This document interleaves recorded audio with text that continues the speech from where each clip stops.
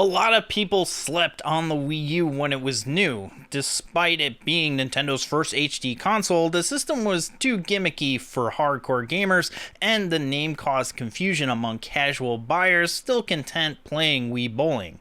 As the Nintendo Switch dominated the market and offered ports of popular Wii U games, the Wii U continued to fade into obscurity. But now, 5 years after the Switch has launched, Nintendo has decided to start closing the eShop for the Wii U and the 3DS, causing a new surge in Wii U collectors, in turn leading to higher prices. I guess you should have bought a Wii U when it was new, huh? Welcome to Retronomics, the series that follows price trends in video games, and today we're taking a revisit to the Wii U, the console that no one loved until Nintendo told you that you couldn't buy eShop games and you didn't think about it until it was too late. Jokes aside, it's well known that the Wii U didn't land with hardcore gamers or casuals, and the several droughts between titles available for the console didn't do it any favors. Even before the Nintendo Switch was a proven success, the value of Wii U games remained pretty low, and the overall opinion of the Wii U was pretty poor.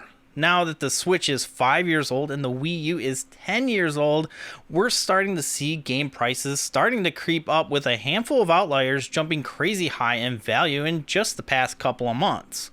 In fact, the Wii U game prices increased more than GameCube prices in 2021. Before we get too deep into the video, here's how Retronomics works.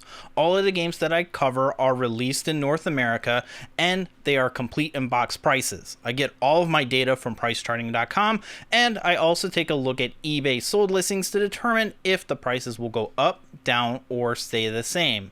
If you're new here and you like following price trends in video games, consider subscribing for future content. I have 25 games to forecast, but first let's take a look at some overall stats. Last year, the average price for a complete in-box Wii U item listed on PriceCharting.com was $38 per item. Now those same items are now $51 on average. Last year in March, there were only 3 games that were over $100 complete in box. You had Devil's Third, Wind Waker HD Limited Edition, and the Skylanders Imaginators Limited Edition. This year in March, 11 games are over $100 complete in box. The average increase in price for CIB items listed on PriceCharting.com is about $14 per item, and 47% increase on average per item. The largest increase in price that isn't a system or collector's edition is Devil's Third, which increased $221 over March of last year, which is a 135% increase of the initial value in 2021. The game that increased the most percentage-wise is the Book of Unwritten Tales 2, which increased $207, which is a 352% increase from last year. It was only $58 in March of 2021, and now as the recording of this video, it's $266. Before I make these videos, I ask my subscribers for suggestions of games to forecast in my community tab, and I got 25 games, so here we go. Super Mario 3D World is a great game to get for the Wii U, and it's dirt cheap. It even dropped in value from last year, mostly due to the Switch getting the port in the form of Super Mario 3D World plus Bowser's Fury. I don't really expect this game to rise in price anytime soon, since even if you can't find it on Wii U anymore, you can always get the version on the Nintendo Switch with roughly the same controls but more content.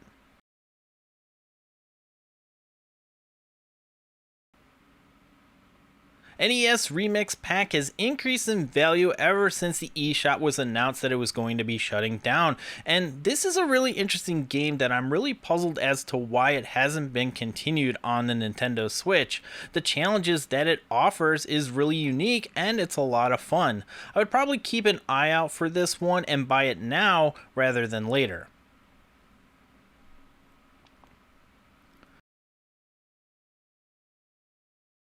Pikmin 3 is another Wii U game that has lost value since March of last year. The Switch version has enough to offer to keep the price of the Wii U version incredibly low. So if you're still trying to start a Wii U library, you can't go wrong with spending $15 on this game.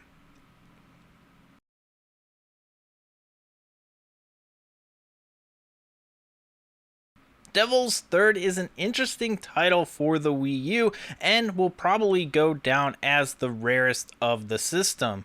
It has risen crazy high over the past year, and even last year I noticed that it had jumped from $50 to $150 from 2020 to 2021, and the price of this game isn't likely to go back down to pre-pandemic levels anytime soon, if at all. So hopefully it will level out in the near future. I suggest if you really want this critically panned game, watch the price of this game for the next month and see if it fluctuates to a price that you're comfortable with and pull the trigger.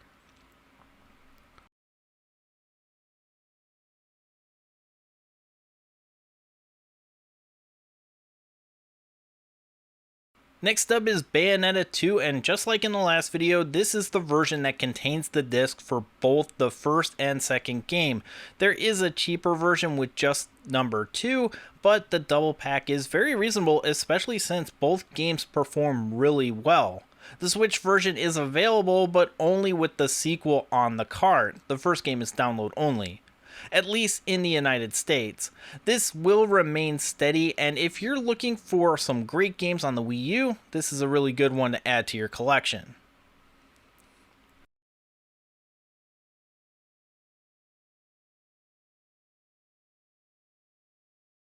Ducktales Remastered has remained consistent over the past couple of years, slowly creeping up to $40 for a complete copy, but not quite getting there. The game was made when 2.5D remasters were in vogue, but now they have fallen out of favor now for the original game releases that are on compilations like the Saturday Afternoon Collection, which allow the user to experience the game in its original form. It is still cool to have the original voice actors from the 80s cartoon return for this. Now, I would love to see a new DuckTales platforming game in the style of that new Disney cartoon. Hopefully they make it happen.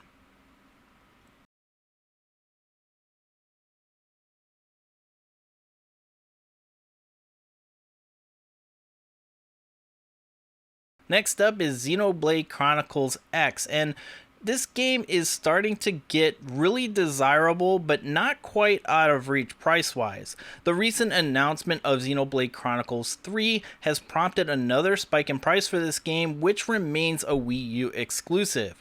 Nintendo has made no indication that they plan on releasing this game on the Nintendo Switch, which combined with the eShop closing down has prompted this game to spike, with some copies selling for over $100 just a month ago. The price has started to cool off, so you can still buy this game if you missed it when it first came out and you enjoy these types of RPGs.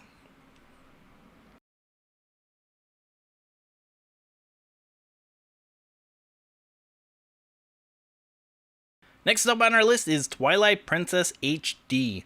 Remember last year when we all thought that the Zelda HD collection was going to be released on the Nintendo Switch? Those were the good old days. But it does seem that we will see Wind Waker and Twilight Princess come to the Nintendo Switch eventually, considering that almost all of the console Zeldas are already on the Nintendo Switch in one form or another. But for now, Twilight Princess remains pretty pricey, so either buy it now or wait a little bit to see if it comes out for a price that you're comfortable with.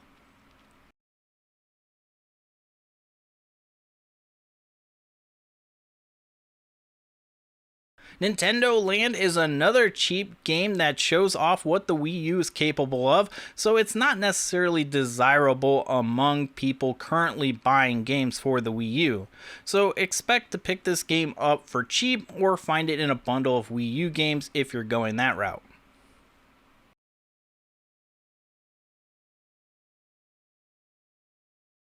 Despite the gimmick of Wii Sports seemingly dying off with the introduction of the Wii U, Wii Sports games are still pretty hot even today, so much so that Nintendo has introduced Switch Sports even sporting the original logo design. Assuming that the controls of the Switch version are similar, if not better, than the Wii and Wii U versions, I expect that over time the price of this game will start to drop off over time. So I would probably wait on this one unless you're dying to give some Wii remotes some love.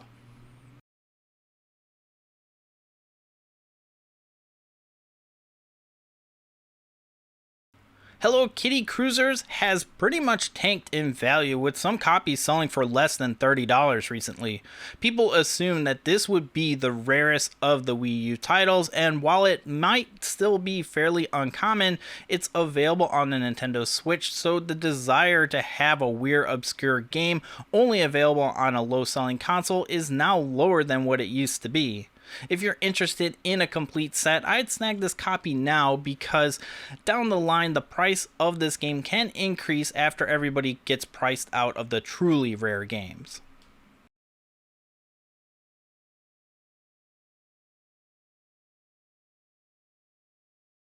Paper Mario Color Splash wasn't well received when it was released, being closer to Sticker Star on the 3DS instead of being closer to the gold standard that is Thousand Year Door. This is one of the later released titles, so it's gonna be a bit more expensive than other first party titles on this list, and given the reception of it when it was released, I don't think that Nintendo has plans to port it to the Switch anytime soon, especially at the full $60 and when there's already a Paper Mario game on the Switch. I don't expect this game to get too crazy in price over time, but I don't expect it to get as cheap as Mario 3D World or Pikmin 3.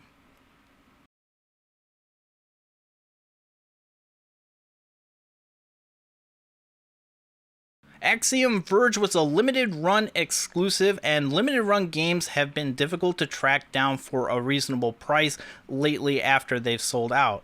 This copy was incredibly controversial when it was finally released, and the set was limited to only 6,000 copies, and as such, it's pretty pricey if you were looking to snag a copy. I personally don't view limited run games as part of a complete set, but I understand if you might disagree.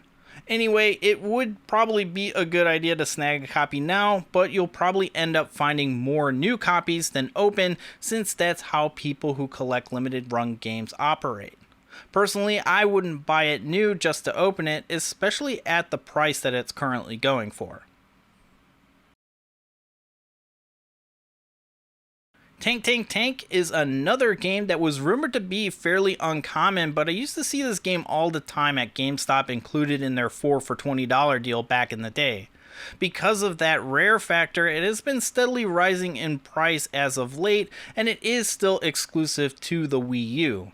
It wasn't well received when it first came out, but I think a lot of people are willing to look past that for a unique game on the Wii U.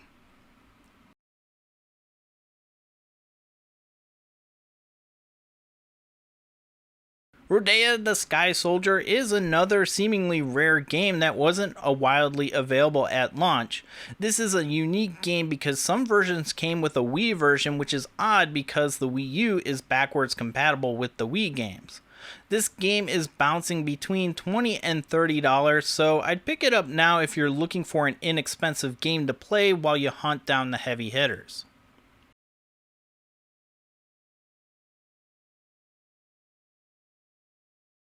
Next up is Turbo Super Stunt Squad. Now, a movie tie-in game that's rare and expensive wasn't on my 2022 bingo card, but here we are.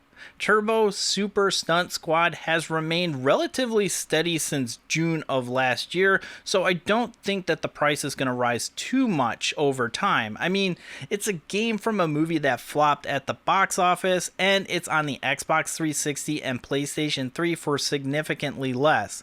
It's not necessarily a game that I would recommend buying for this amount of money that it's going for, but I'm sure somebody in the comments will tell me how much of a hidden gem this is.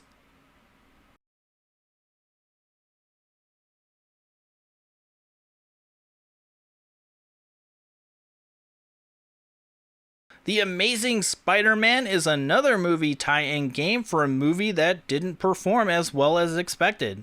Andrew Garfield's Spider-Man is getting a renaissance lately, mainly due to the most recent Spider-Man film, and this game isn't as open world as the ones for the PlayStation 4 and PlayStation 5, but it is closer to the Spider-Man games from the early 2000s. The game prices have been spiking recently, and unlike other multi-platform games on this list, the price is similar across all of the systems. I would keep an eye on this game for the price and snag one that you're comfortable with. I think that the price is bound to crest soon anyway.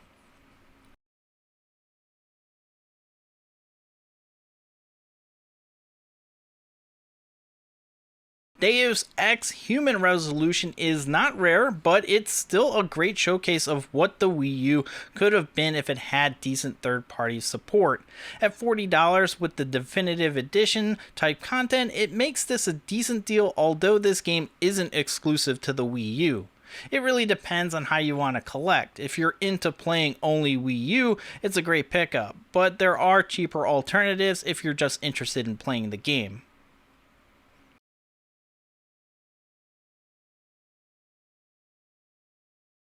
Gianna's Sister's Twisted Dreams was another game that was rumored to be a rare print when it first came out, and if that's the case, this might be the cheapest rare game out there.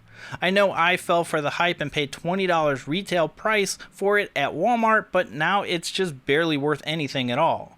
Still might be a good addition to the Wii U library since the library is small to begin with.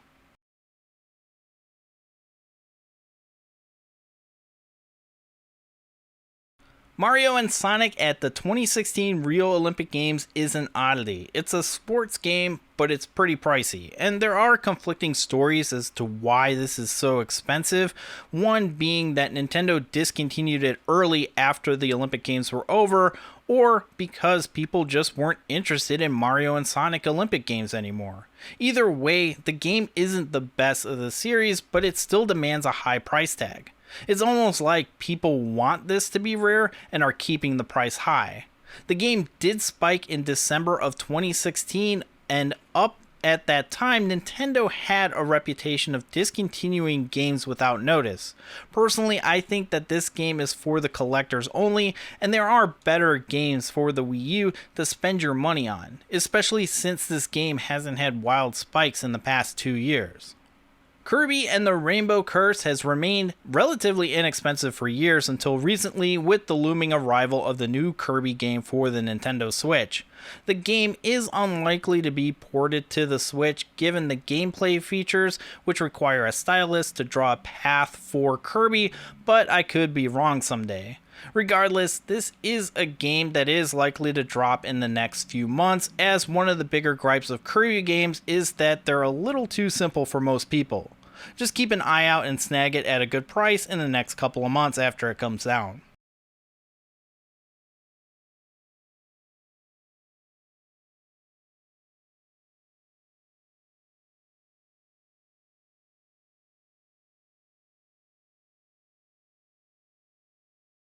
Game & Wario was under $40 for years until the pandemic hit and the price of this game skyrocketed. It wasn't well received when it first launched, and Nintendo most likely cut back production to prevent it from winding up on the clearance rack. While the game isn't particularly good, it still goes for a high price, and I think it will be remaining high for the foreseeable future, at least until that new Switch game comes out. I would probably wait until it settles down or buy it now on the Wii U eShop while you still can.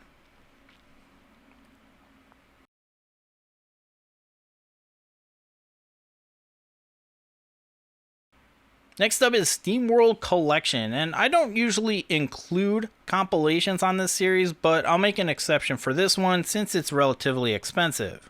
SteamWorld Collection includes SteamWorld Heist and SteamWorld Dig, and these are popular indie games that are still relatively expensive digitally, so having them on a physical disc makes sense.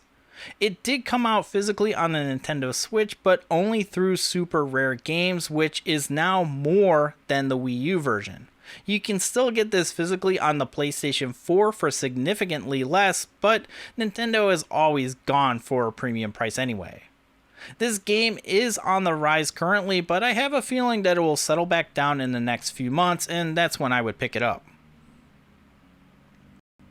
Next up is Shantae, half genie, half hero. Now, Shantae went from a rare, obscure Game Boy Color game to a gaming icon, and there are tons of Shantae games available, and this was one of the first physical modern games. The price of this version has had a slight bump recently, but not as crazy high as the other popular games on this list.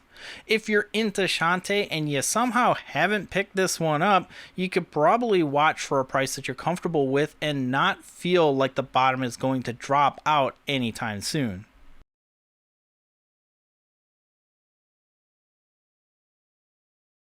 And the last game on this list is the Book of Unwritten Tales 2, and this is a game that I remember seeing along with Gianna Sisters and Rodeo as going to be hard to find in the future, but unlike Gianna Sisters and Rodeo, the Book of Unwritten Tales for the Wii U has skyrocketed in value since September of 2021, where it jumped from $77 complete to $245 in October, and now it's approaching the $300 mark on price charting, with eBay sold listings going for almost $400.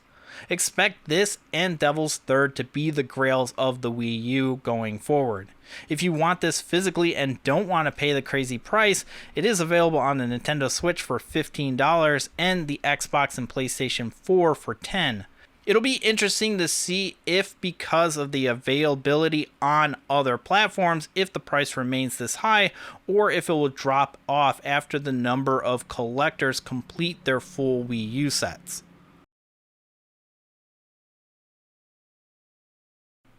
So there you have it, a forecast for 25 Wii U titles. And after looking at the numbers, while some of the games went crazy high this past year, the Wii U is still an affordable system to collect for as long as you stick to the popular titles.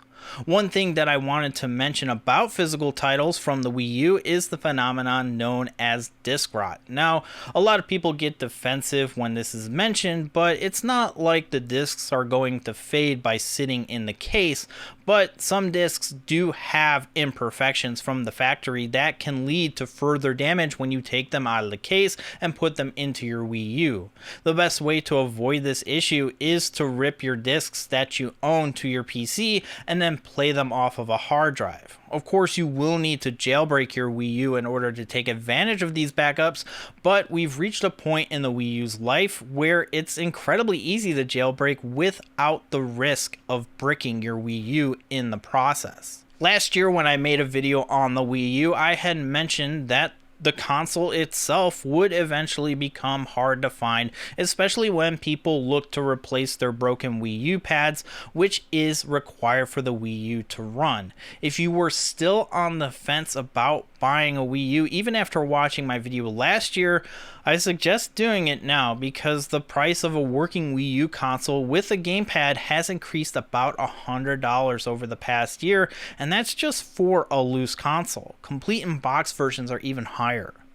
I still don't think that the Wii U will become Nintendo's Saturn. I think that's reserved for the Virtual Boy, and mainly because there's a lot of games available for the Wii U that have been ported to other systems like the Nintendo Switch. So they're not gone forever, and I think those games have a limit to their price, unlike games on the Saturn, which unfortunately are locked to the console forever, it seems. Also, people can look back at the Saturn to make sure that they snag games for a fledgling console before the games get too high. But that's just my opinion. How long have you been collecting for the Wii U? Did you buy it when it was current or just in the last couple of years? Let me know in those comments down below. And if you like this video, give it a like and share it with anyone who might find it interesting. And if you're new here and you like this type of content, consider subscribing for more. You can follow me on Twitter and Instagram at Snicktendo. Thanks so much for watching. I'm Super Nicktendo, and I'll see you next time.